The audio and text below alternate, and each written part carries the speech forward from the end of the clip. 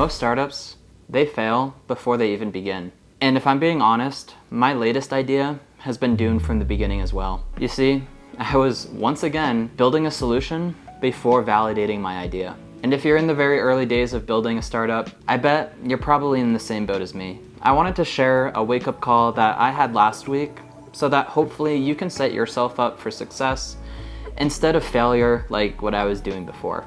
And trust me, I know how hard this really is to follow through with, especially when you're a technical co-founder. We really just love to build things and jump straight into solutioning. So far, I've made excuses like, I'm just gonna build like the most simple thing possible. And I've also said things like, I won't code anything, I'm just gonna make a quick prototype. But this mindset really hinges on the same flawed premise of trying to build anything, just a solution, before validating that people actually care about what you're building. And I definitely would have just continued down this path for like the next few weeks and months probably. But luckily, last week, I came across a really solid interview with Mark Randolph, the co-founder of Netflix. As soon as I started watching this video, it kind of just hit me like a ton of bricks of like, damn, I'm just not doing this the right way again. And I really need to revisit my process of just starting business ideas. Now, the whole interview, which is done by The Diary of a CEO, is really solid, and I definitely recommend checking out the whole thing at some point. But for now, I just wanted to share a quick snippet of something that really resonated with me from that video. So check it out. You know, they've built this incredibly ornate business in their head, all based on this feeling that this must be a good idea. And you've got to nip that in the bud. And the way you nip it in the bud is you try, rather than dreaming how amazing this idea is, the first thing you think about, the only thing you think about is, how can I quickly, cheaply, and easily collide this idea with a real person and find out, is it in fact a good idea or a bad idea? How can I do some kind of hack that will allow me to quickly find out whether customers actually would want this or not? And almost always you build this quick, cheap, down and dirty, I don't mean minimal viable product, I mean unviable. Something you can quickly do, like turn the car around and mail a CD to yourself just to find out the basic premise of, can I actually use the US mail to send movies back and forth? Because if that had failed, well, great, on to the next one. And that's such a critical step. That's the framework that everyone has to have. It is not about having a good idea. Having ideas is easy and trivial. The important thing is, how clever can you be to come up with a quick and cheap and easy way to test it. All right, I'm really curious to hear what you think of this process that Mark outlines for seeing if your idea has legs. I think it really opened my eyes for like how to go about this initial stage. Like, just completely remove the concept of an MVP, I think is really smart, and focus on testing hypotheses. What is the core of your business? What's the main value that you want to add? And just find a way to get that in front of someone as quickly as possible. For me, this has been so hard just because it's ingrained in me to like build something out. Like, you have to have this really complex solution that people care about. But that's not really true. It's really just like, can you provide a really basic value, and are people willing to buy it? That's it. And that's really all you should be focused on doing at the very beginning. The key, really, it doesn't have to be something that scales. It's something easy, quick, really just that hack to test. Can I eventually build software to solve this same problem and provide the same value? But there's so many ways outside of software to try it, and you have to get really creative with it, which I think is really fun. Like, if you really embrace this idea, your mind can get going with just so many various ways that you can test out the core hypotheses of your business and uncover ones that really have the weight to build on top of in the future. But like, why do most SaaS founders not do this? Why do most of us just default to building an MVP in some regard? I think it's pretty straightforward, and honestly, it's just, we're technical people, we love solutioning, and it's our comfort zone. When you're building a business, like, I think most of us just default to what we're good at and staying in our lane, whatever that comfort zone might be. For me, it's building, solutioning. I just live in Figma, in code, in building out features and all of that. So that's where I go to straight away. I just focus in on how can I try to build something that people are gonna love. In reality though, a startup requires way more skills than what you currently have. There's things like sales and marketing that are really important to learn, and just other things like talking to people, really hard for me.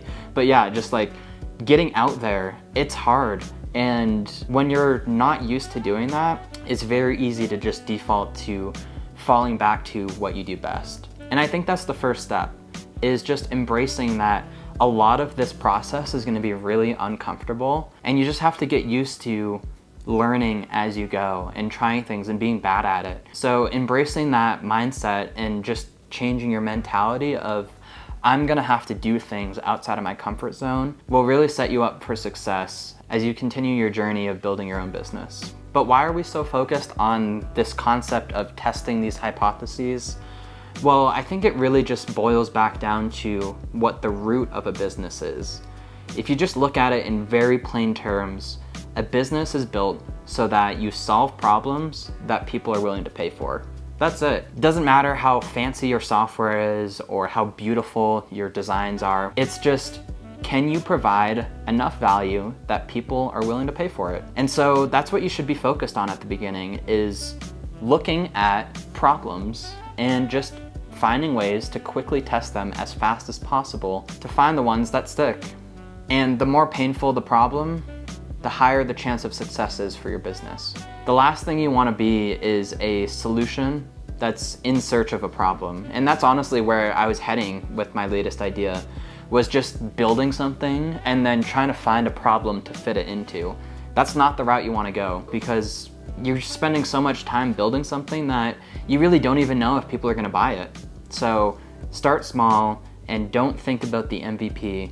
Just get going on finding ways to test with real people the problems that you want to potentially solve. Now, I know you're interested in building a SaaS business specifically, so I think there's a few other things to think about in terms of a checklist per se, of like, is this problem even worth potentially building software around? And it's pretty simple. The first thing is really just think about, is the problem you're solving of scale? I think software is great at large scale problems in terms of like large data sets or just things that involve a lot of interconnected pieces. That's where software can really shine. The next thing is look at like mundane processes. I think those areas are really keen for software to come in to automate on people's behalf. They can provide a lot of value without too much work, since it's really just speeding up a process that otherwise might take a long time. The last thing to think about is just ensuring that this problem is an actual like recurring problem. It doesn't necessarily always have to be the case, but it makes a lot more sense for SaaS to be a recurring problem so that you can offer some sort of subscription for it instead of just a one-time, one-off payment. So yeah, you want to stop thinking about ideas and really start to think about the problems that you could eventually build ideas around. But that begs the question, how do you find the right problems? Well, it is a pretty simple process. It might not be easy, but it is simple. And it really just starts with doing some research and trying to figure out like, what are some gaps in maybe a certain market you want to target, or just in your own life, like where do you see some problems that you think could be eventually turned into software-specific solutions. Now, I do feel like I did this step right, at least for my latest startup idea. So I wanted to show you a little bit of the research that went into determining to follow through with this kind of problem space. For context, I already knew I wanted to be in the accountability space. I felt like there's potential to build a software solution in that area. I didn't quite know what it might be, but I just knew I liked this general market and I'd be very happy to build something for it. That's what eventually led my co-founder to actually finding this article that Ryan Hoover had recently posted, where he essentially ran this accountability experiment, and he charged people, specifically founders, $100 to be able to text him directly for 2 weeks, and he would just reply every day asking how they were doing and just holding them accountable. That was super interesting to find, and we saw there was a ton of traction on just this specific Twitter thread that really just showed, maybe there's a market for this. Now, what really helped solidify it afterwards was he actually ended up writing a blog post about it, which was super cool to see. And again, just reiterated that there seems to be a market. I don't know quite what the solution might be, but there are people that are willing to pay for some sort of an accountability system with higher profile founders. That's kind of what initially led us to going down this path of trying to build something that would help facilitate this exact process. All right, we completed research, but now it's time for that dreaded part, talking to customers. And yeah, as a technical person, I don't love talking to people. I think it's one of my weaknesses. But like I mentioned earlier, we have to really focus on getting out of our comfort zone and jump into some areas that we normally don't feel very comfortable doing, such as talking to customers in this case. This is where I essentially just started to fall off and go back into my comfort zone of building things. And I'm going to do my best going forward to really embrace talking to customers and just trying to validate these problems that I want to pursue. A couple questions to potentially ask during these initial interviews might be things like, tell me about the process of doing X, or what are you trying to achieve right now that you're struggling to actually accomplish? Or even like, what would you pay for on the phone right now to have solved? These are a few general ideas just to get you thinking about the certain questions you might want to ask to start uncovering the larger, more painful problems a specific market might be facing. After you've done a few of these interviews, you should start to come across just a general pattern for certain problems that you might be hearing across multiple conversations.